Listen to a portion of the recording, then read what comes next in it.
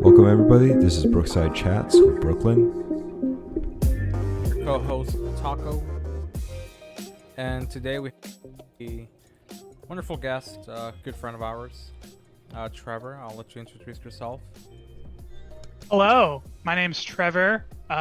Pleasure to be here. Happy to talk about the subject today. It's going to be an interesting one. I think it's something that means a lot for me professionally. Working as a city planner, I deal with population shifts, looking at different data analysis, demographic shifts, all that stuff on kind of a daily basis, and especially with my region being just down here in Houston, Texas, where we've seen so much population growth. I think it's a great area to look at this through and see those factors and kind of talk about why it's not happening in other places. So happy to be here today.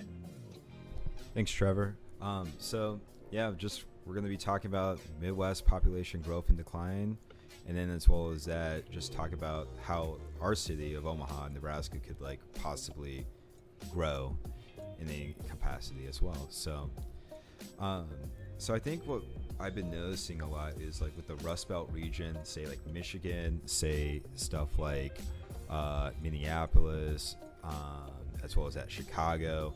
I've seen a lot of population decline in that region, particularly what they call the Rust Belt, which were former manufacturing states.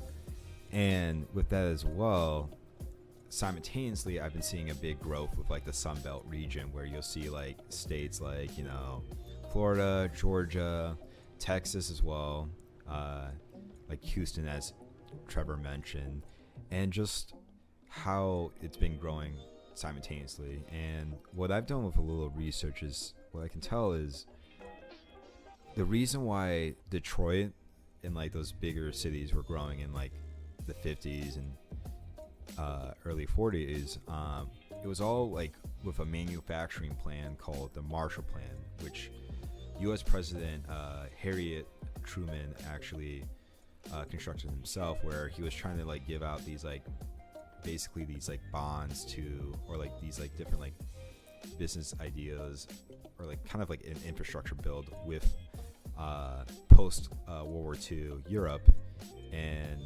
the manufacturers themselves in say Detroit were just manufacturing constantly over and over and over, and you've had a big huge economic boom in that region. But simultaneously, while it was very beneficial for them in the long run, a lot of those post-Europe countries were starting to be independent, so you saw a lot of decline, and simultaneously you see not as many business opportunities in these former cities as well, or the cities I mentioned as well.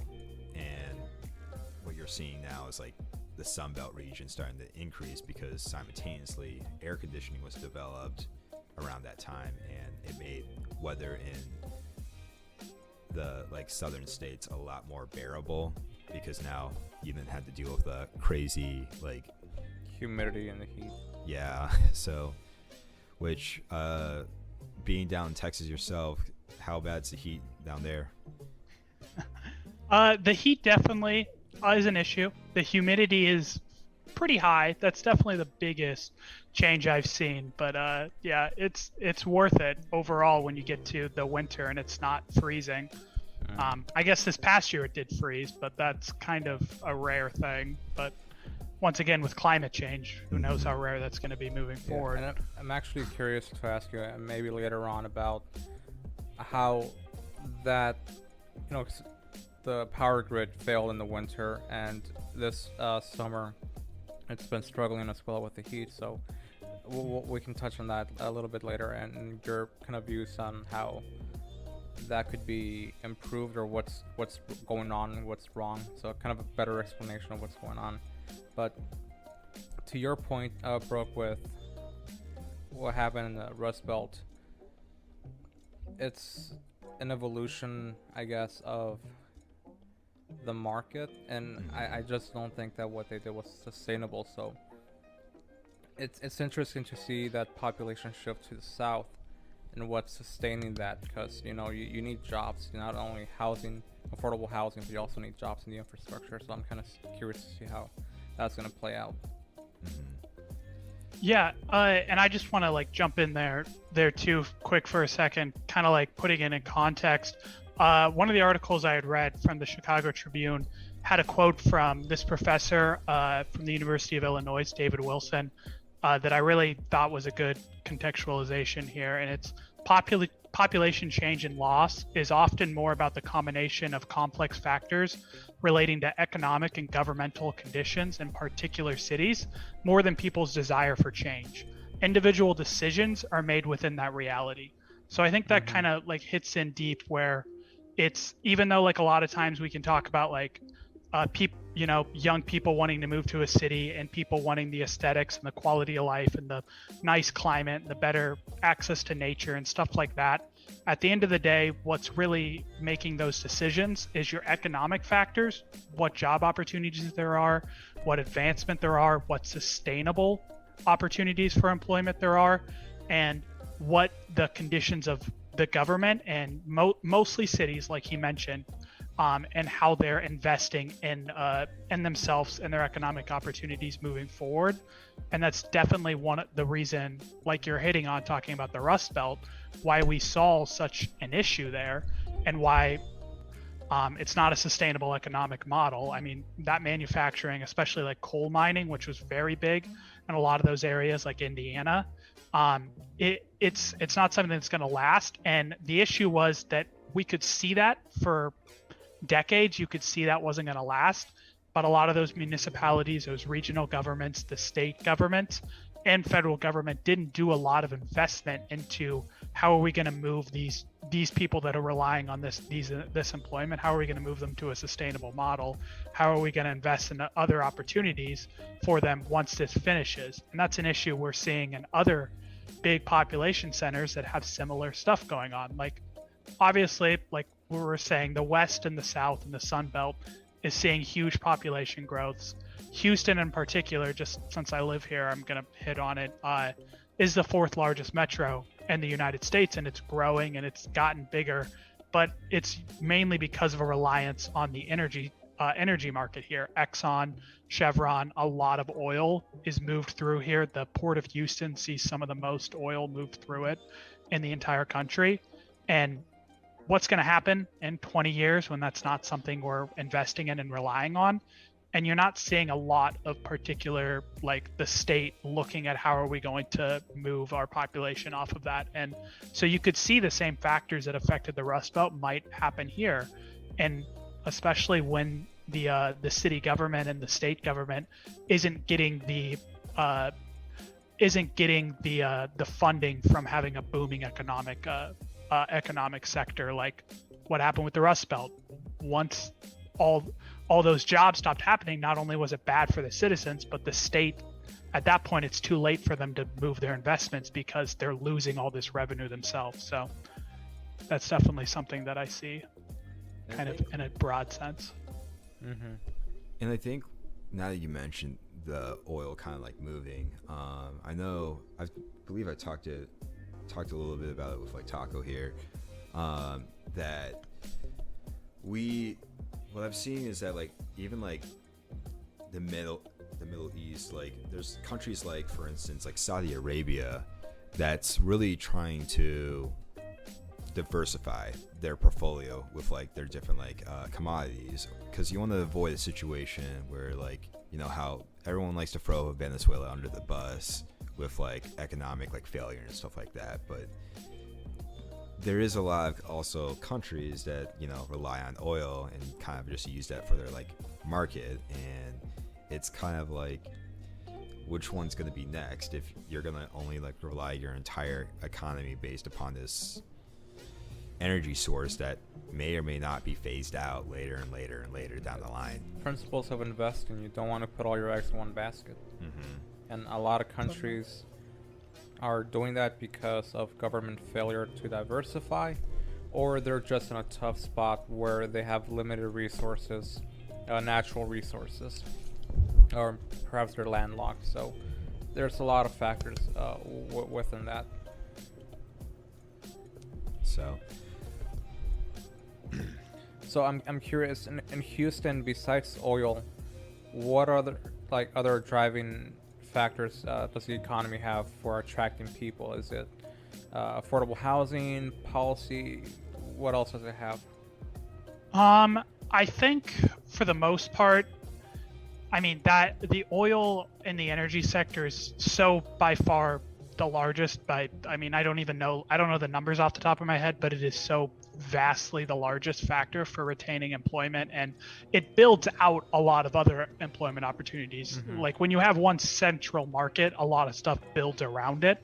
So you see that, but like outside of that, there's a very big medical center, one of the largest in the entire country. So that definitely there's a huge like healthcare sector here as well. That's probably the next one I would say is the most notable. And then outside of that, it just benefits from being a large established metro area. Like, you know, there's so much opportunity when you're in dense urban areas. But outside of that, one of the factors that attracts a lot of people to Texas in general, there's no state income tax, which you know, you can have some discussion on if that's a good model.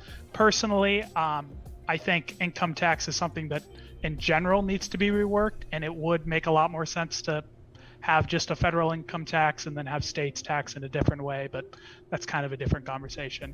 But that definitely attracts a lot of people. Also, the housing availability in Texas is great, and in Houston, one of the big things is Houston proper doesn't have any zoning code, which to me, being a planner, is wild. It's like a wild idea to just not have zoning code. So essentially what that means is you can have like a single family home, like your traditional house, and you can have it built right here next to like a bar, next to a grocery store, next to these dense things that you typically see like in the urban core of a city, which most cities don't work like that because it's kind of strange, but it's worked for it's worked for Houston.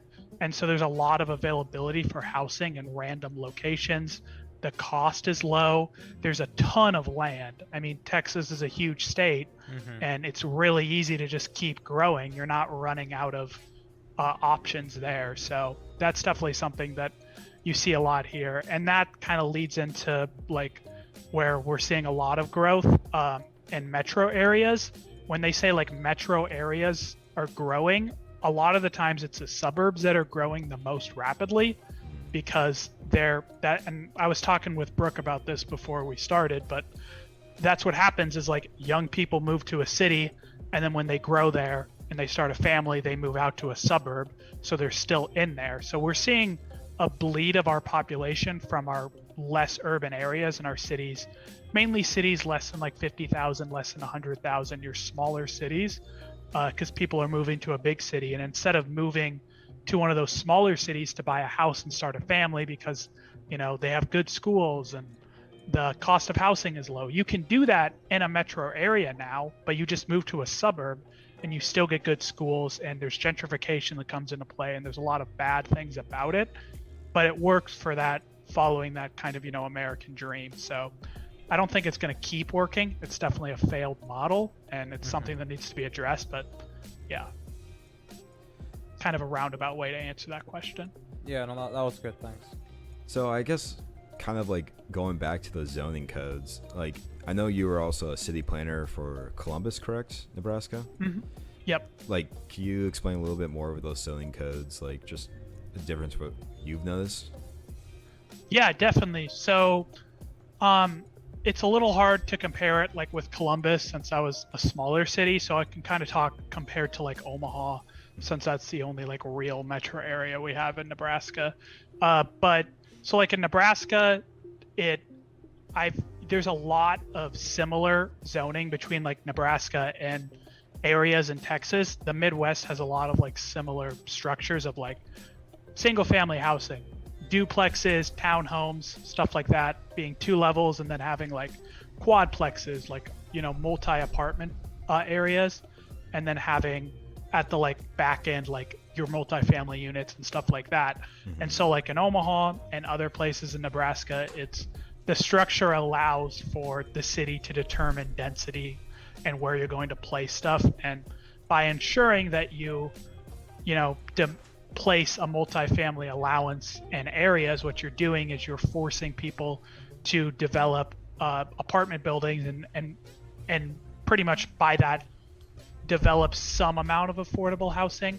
The problem is people end up developing high-end apartments. So then you can get into there's other zoning like tools that cities can use. Like one big one is giving like density bonuses, which essentially means like we'll let you like skirt some of the regulations. Like your building can be higher, you can be on a slightly smaller lot, you can ignore some of these setbacks, but in exchange you have to set aside this many units to be below an affordable metric so that people can actually live in them and afford it. And apartments end up being affordable, which is what they should be. So that's kind of how you utilize zoning as a tool, is you use it, you restrict where things should be, and then you figure out strategies and initiatives as a city to make sure that the developers are actually doing what you need them to do.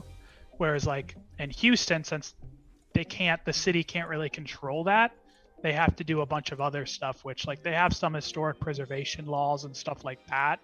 And there's certain things that allow you to like, because there's so much like oil and energy refineries here, you're able to do a lot with industrial sites and having, your housing developments placed in separate areas there. And they're still able to use like density bonuses and use incentives. It's just not quite as effective when they can be like, oh, here's a big open lot, I'm going to build a bunch of houses and make them expensive. And it's like, oh, the city may give you some incentives to build an apartment complex, but what's going to make you more money? So it's hard.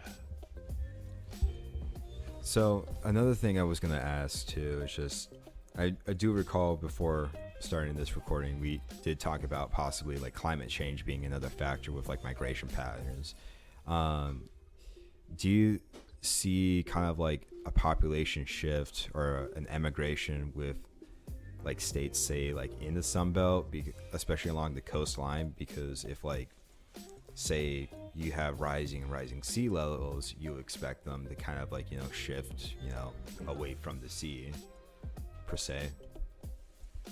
Yeah, no, and I think it's a really good point, and it's so difficult with like a lot of climate change factors especially are so difficult to like plan around, because it's like, how do you even know? There's no timeline, there's no estimation of how much, like some metrics are able to estimate it, but it's not like good estimations. And it's like, how are you supposed to effectively plan for that? So I think it's difficult to determine at like what rate it's actually working, because as we're seeing right now, it's pretty clear that we're in an actual we're not like anticipating climate change at this stage. We are in a changing climate. We're watching a change before us, and it hasn't really affected population shifts. People are still living in those areas. And one of the things like I had kind of brought up with you is, I think at this stage, as long as some amount of investment and interest in keeping those coastlines intact are there, people are going to be able to do it. One of the examples I had mentioned was in the Netherlands, Amsterdam in particular, but just everywhere there. That whole country had begun to sink. It had been below sea level for a lot of its history, and pretty mediocre engineering from like a standpoint of it being pretty old was able to just use engineering principles to establish that all their cities and keep them from sinking by just canals having seawalls, having good like movement of water to integrate it into like your coastlines, and they're able to still function and work fine, and it's not really affecting people living near coasts there. So it really depends on what areas like want to invest and making sure that they retain their coastline. The issue becomes like, are rich people going to make sure that their areas are okay and other coastlines where we don't see wealth being like pushed into aren't as okay? Like, what's going to happen there? Is it going to be a city investment? Is it going to be a state investment? Or is it going to be a private investment? If it's a private investment, you can guarantee that a lot of poor people are going to be displaced. Either way, a lot of poor people are going to be displaced, but So it kind of depends. I don't know if at this point it's the biggest concern with population, like movement, just because so much other stuff is going on. But it's definitely like a consideration within like 10, 15, maybe 20 years. And I think as well as that, like, I guess another big example too is just like with like California, with like the wildfires that have been like constantly going on, with like the mass homeless population that's been increasing as well. And every time I hear about California, it's always like, oh, it's so expensive. People are moving out and driving prices everywhere else, like Idaho, Montana, and Texas. Yeah, so it's really an interesting. I guess it's just really interesting to see how Cali will go and how it's like emigrating to, and maybe seeing it like not as populated as like people like keep making the references to. So.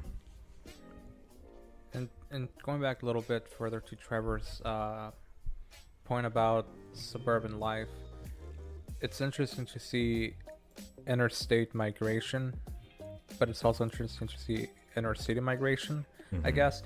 Like, Trevor, you've lived in Omaha. We've all lived in Omaha for a couple of years now. And I think the new suburban life, and I might be wrong, you might correct me on this, but the new suburban life is moving away from the core, the city core, to the outskirts and building a new city or entertainment center placed there. It's not anymore you have the nice house and you have the nice schools out there and the nice church. It's now you have entertainment options, you have office spaces out there. So it's like you're taking, you have the cities now, I feel like, are the downtown, and then the suburban life it's a mini downtown. Is that what's going to happen now? Is that kind of the trends that you're seeing out in Texas also, where the wealthy are building their own bubble, I guess, if that makes any sense? That's a really good point. I'm glad you mentioned that, because that's definitely, you're right, that's definitely a factor that's happening. Is suburbs are no longer just like rows and rows of houses and people like just feeding from collectors over to arterials to like go into cities. It's no longer just like a road network and houses. It's many areas of cities, and that's why it's like a lot of those suburb cities are seeing the largest percentage of population increases, because they are their own cities feeding into this metro. And one of the factors that's so bad about that is it ends up just making more suburbs. So instead of being like, oh, this whole ring is suburbs, these are city pockets outside of a main city, and then suburbs are growing around there. So you're seeing so much like with growth.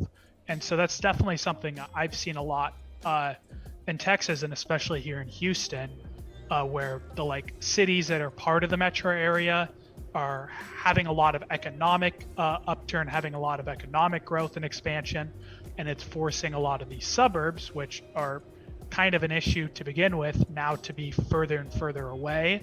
And so you're making more of a strain on our infrastructure, making more of a strain on a lot of our movement of people and infrastructure, and making it become a need to support this migration. And what you're doing is you're making cities and regions try to keep up with this growth by expanding utilities and expanding street infrastructures to allow these people to move around more. And instead of concentrating on like the people that aren't able to move around freely, like people that live in the inner city and the homeless population and the poor population and low income population, they're not getting support because they're not investing into, I should put air quotes there because I'm not saying this is like the right mindset, but from the region and the city perspective, that population isn't investing in development and growth. So why would we invest resources in supporting them? So it's getting moved like that. So, and not only that, but I would imagine that along with, you know, the suburb cities where you're getting also is concentrations of wealth, and, you know, taxes are going or staying in that location and not being, I guess, a wealth distribution from taxes. It's not being fair. It's not cross. It's just being concentrated in pockets. Yeah, no, and that's a good point because it reminded me to bring up the topic of uh, in Texas, you have metro utility districts, which I think, if I remember correctly, Omaha or Nebraska has a similar system with sanitary improvement districts. But essentially, for a MUD here, the idea is like a development, like subdivision, like a like a concentrated suburb area is able to be built like outside of the city limits, and they establish their own utilities and their street connections and stuff like that, and so they don't pay any taxes into the city, but they're essentially part of the city. And one of the issues that comes there is the city and the region has to support this influx. Even though they're providing their own utilities, the city still has to have road access to them. They still have to support that traffic flow, and so they have to invest in that area. They have to support utilities being brought up that area, and they have to support all that while not getting any taxes from it. And then eventually those taxes, don't go anywhere. They're just going to support these MUD districts, which for the people living there, for these rich people that are able to afford those homes, it's great for them because they're paying less and getting more, but they're not providing anything to the city, but the city still has to provide these resources. And Texas is making it so hard to do annexations now. So you're not able to even annex them in and force them to pay their fair share. And so, yeah, Nebraska sees some similar stuff, but it's one of those issues like you're talking about of how the wealth is being concentrated and where tax money is actually going. I guess the other thing I think that could be a big economic boom, because I know, like, obviously oil is going to be fading away as, like, General Motors is starting to be even more electrical. Is I think people need to more focus on investing on, like, the more technological side of things, maybe fiber optics, maybe just, like, a lot of different technology, and, like, green, like, sustainable. Yeah, because yeah. at the end of the day, like, you gotta diversify. You don't want to make those mistakes of, like, like Venezuela, of, like, just putting all your eggs in one basket for, like, one industry, or, like, Detroit, where they're relying heavily on, like, the manufacturing, like, of, like, automobiles and stuff like that, and because eventually that stuff will fade away. So I guess, like, my question to you, Trevor, is in what ways do you think Omaha could grow as a city if you're, like, a city planner and you had a lot of, like, I guess, like, authoritative, like, powers or something like that, like, given, like, a hypothetical scenario? That's it's obviously a big question. There's a lot there. I guess before I turn it back to you both live in Omaha still, right? Yep. Yeah. Just wanted to double check. Okay. You never know. Some people just move and go to Texas out of nowhere. So, actually chilling with my buddy in Elon and, like, what was it, Batman Turkey. So yeah. Batman Turkey. There Sounds like a great place. Absolutely. But from your perspective, living and I'll answer, but, like, I just want to first, like, from your perspective, living in Omaha, day in, every day, it's where you spend your time, it's where you do your stuff. Like, what are the downsides? Like, because I really haven't lived in Omaha since, God, that would have been, like, July of 2019, because I moved to Lincoln and then Columbus. So, like, I know Omaha very well, but, like, from your current perspective, what's the issue? And this doesn't have to be, like, from an infrastructure, like, it doesn't have to be high level serious reasons, but, like, what's something that's missing? I guess the entertainment value, because outside of, like, sports, I mean, and you can, like, even if you haven't lived, like, since then, like, can you really say there's anything that significant really in Omaha itself? Because a lot of people, like, they take vacations up in, like, Kansas City because there's a little bit more stuff to do, but, like, Omaha itself, outside of a zoo, which, congratulations, seeing animals in cages, there's nothing really there. And I think we can definitely, like, diversify and, like, try and, like, bring more business opportunities and try to, like, I guess as well as that, just I like to see more economic, like more economic opportunities, more like industry outside of like your classic, like, you know, beef and corn, and then Warren Buffett with Berkshire Hathaway, and Only has 11 employees at the Omaha office. yeah. Great. So But what about like from a not serious perspective, like not trying to contextualize it with like population change, like because this whole, you know, we've been talking a lot of like high level stuff of like population shifts and what affects like demographics, but like just from like a very low level, like what you miss, like in your ideal situation of living in Omaha, like what you would want to be doing.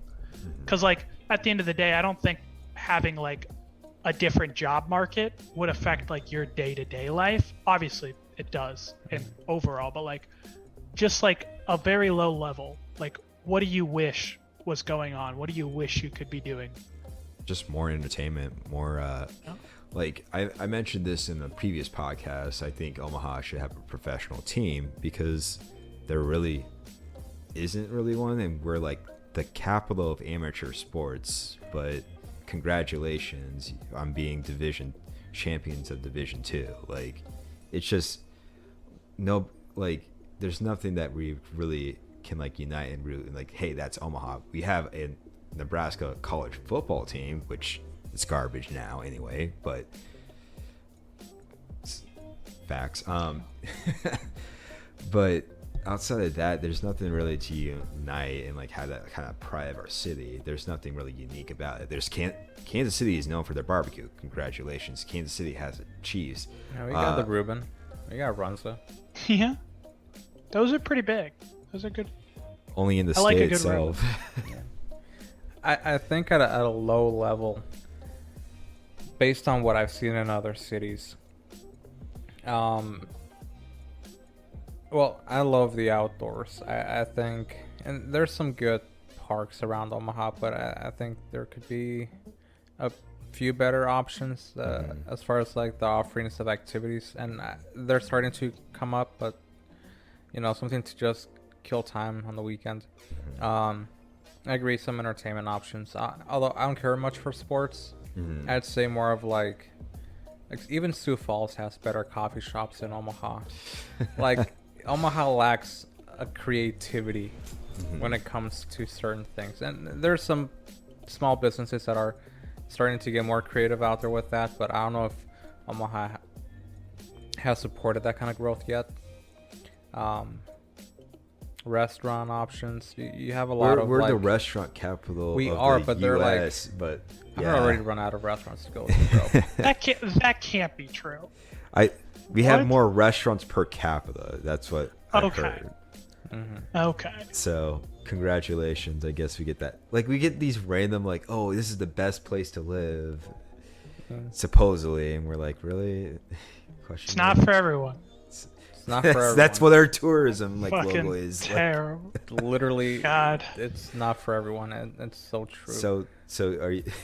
So I asked that whoever made that, like, are you trying to like kick people out, or like we're trying to get people to come? So it was backhanded.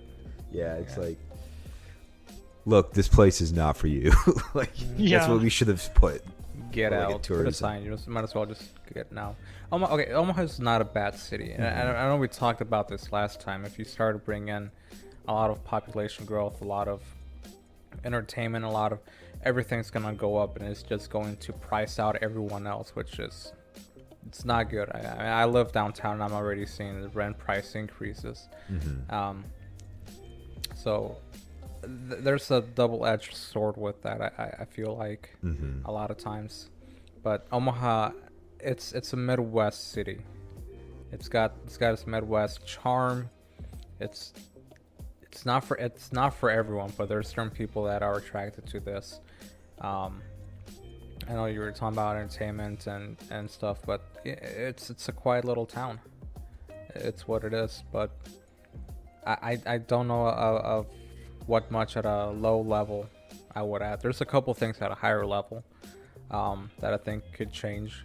I know we talked a lot about the brain drain in Nebraska in general and the Midwest, but at a low level, I'm not sure. That's kind of it's an interesting question. It's a hard question to answer, I think. Yeah, and and that's why I wanted to ask it, because I think it's hard to contextualize a lot of it's. I mean, it's obviously a big question, and it's difficult to think about, like, how do you improve a city, and what does it mean to make a city better and more desirable? Like, what are those outcomes? And you have to look at a low level to understand what you're looking for, and then look at what factors affect that, and then figure out at the high level of the important stuff of, like, all right, well, obviously you need to ensure that housing remains affordable. You need to ensure that there's jobs. You need to ensure that there's opportunity. You need to ensure that the government of both city, county, and state are in line with supporting what growth needs to happen. And I think that is the biggest issue that you're going to see in Omaha, because Omaha does have economic opportunity and does have a chance to continue growing there. One of the downsides, and kind of like the businesses and economic opportunities you talked about and how they're declining and things like that, like Union Pacific Railroad, like that is not like a growing industry. That by virtue of it is a shrinking. It's been shrinking since it was established. That's like the point of railroads. But like, it's a lot of that. But there is opportunity for businesses to continue to grow there. But the issue is what kind of businesses and for who, and what's the outcome actually going to be. And I think a lot of it comes down to just the state of the government. It's very difficult there to just live and exist in Nebraska. And I mean, I exist in Texas, and I don't think Texas is a better state government by any degree, but any metro area, like actual metro area, is a lot less red, to say the least, without getting too much into a political side. That's all I'll say. But I think one of the biggest things with Omaha, and you guys both touched on it, is kind of that identity. There really isn't a lot. It's kind of, like the small Midwest quiet city, but besides that, like, what is it? Like, what's it gonna be? Where's it aiming for? A lot of comparisons I see from like a demographic shift, a growth, a like trends and stuff, is that like Denver is the best comparison for what Omaha is like leaning towards. That doesn't mean that Omaha is Denver. It doesn't mean it's gonna be Denver. It just means, like, with how their population is going and where a lot of like investment is being seen, it could be like a Denver, which I don't know exactly what you want to take away from that. It just means, like, yeah, it's never going to be like a Houston. It's never going to be a Chicago. It's never going to be a Seattle. Any of those. It's never really going to be that, just by base virtue of what Omaha is. But it could be something like a Denver.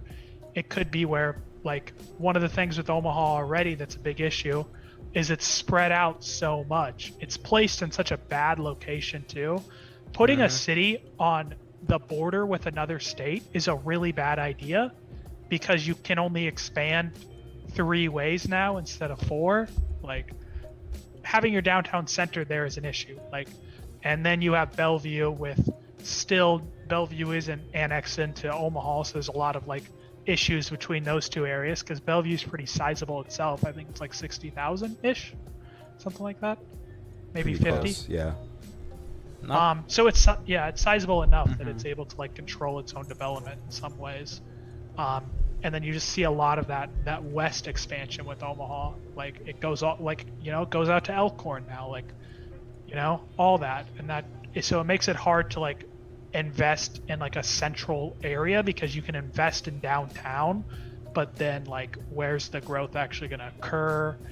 It's not central anymore. Like, downtown isn't like central to all of Omaha. Like, somewhere closer to like Midtown, or even like where the UNO campus is closer to central, just based off of how Omaha grows in like a triangle. So yeah, it's kind of pulling itself apart. You have the growth out west, and you have some investment out east, but you're going either. I don't know. There's starting to be some, investment in the center, but a lot of it is heavily concentrated on west or east. And kind of to your point of being a bad idea of putting Omaha where it is, next to another state on that border. We're also surrounded by rivers on 3 sides, and we've had 2 100-year floods in the last 10 years, 2011 and 2018, 19. Yeah, that in itself really limits the growth you can have, because Westo by Elkhorn, and that got flooded, down by Plattsmouth, that all got flooded. The airport is built right next.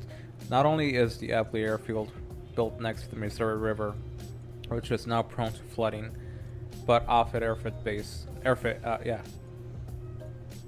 down also there, they get flooded also, and that's like billion-dollar infrastructure projects that are now in red zone with flooding and whatnot. I-80 gets flooded not all the time, but they got flooded pretty bad, and I feel like we're gonna see more of these events with climate change. So it's a city that's really limited in its capabilities for growth, not only potentially investment from job opportunities, which they're growing. Their tech scene is starting to grow. We're Silicon Prairie now, but also we're at the mercy of the rivers, pretty much. Yeah, definitely. Kind of reminds me of like the Columbus flooding. Were you living in that time? Were you living there when the flooding was happening? No, because during the 2019 flooding, after it I worked for FEMA, so I did some of that, a lot with the flooding. So I didn't start with Columbus until November of that year. From what I could tell, though, with at least like the infrastructure of that city, it was just really outdated, and it just needed so many repairs. And when you have a 60-year-old system, it's not gonna last forever, so you have to do those constant repairs, and that's the deal with infrastructure, is that you gotta keep on it, otherwise it will kind of collapse on itself. You don't just keep patching it and hoping for the best, because that seems to be what everyone's doing. Yeah. Oh boy. So and cringes at engineering. Yeah, and that goes into a lot of our federal aid. I'm pretty sure, didn't they postpone the federal infrastructure bill vote until today? I couldn't even tell, because there's just been so many debates, and now I guess Republicans want to add a $50 billion boost to the military, because I guess we gotta fight off I don't know, infrastructure with our bases, which whatever, I don't know, I'm not gonna get into that. Oh goodness. Yeah, that's way too much to get into. But I was just gonna say, because you bring up a great point of infrastructure, which is a whole nother issue, and it's one of the biggest topics you can talk about, because there's so many issues and variables that go into it. But one thing that I saw specifically, working in Columbus, which is a small city, is because it's small and it has such low revenue because it's smaller, at a certain point, there's less roads and there's less streets and there's less utility needs, but it doesn't scale well, because replacing a pipe or fixing a street is the same cost regardless if you're in Columbus or Omaha. So a bigger percentage of the budget has to go to doing this, because those costs end up being the same. So a lot of times they just don't do, they repair 3 roads a year, and that's all they can do. And so, because you don't have enough money to spend it. And obviously that issue scales up. Omaha is bigger, and there's a lot of roads and areas that get ignored, potholes being a big issue, but it obviously scales up. But it's one thing that kind of just goes into that issue with smaller cities, and being outside of a metro area. It's just, at a certain point, that might just stop being something that can happen. It's just so unsustainable to live outside of a city for so many people. Rich people can do whatever they want. people with wealth can live wherever they want because that's how our system works. But like trying to find employment living anywhere but a metro area is so difficult. So, yeah, this is like the lower end of population shifts. Like this is people like Nebraska interior migration, like people living there that are now moving towards like Omaha and stuff like that. The people that are moving back are the ones that have money and want to do it so they can get like a shit ton of land and have a big house and stuff. So that's, just Nebraska migration, but you see that in other states, and it's a big issue on its own. Gotcha.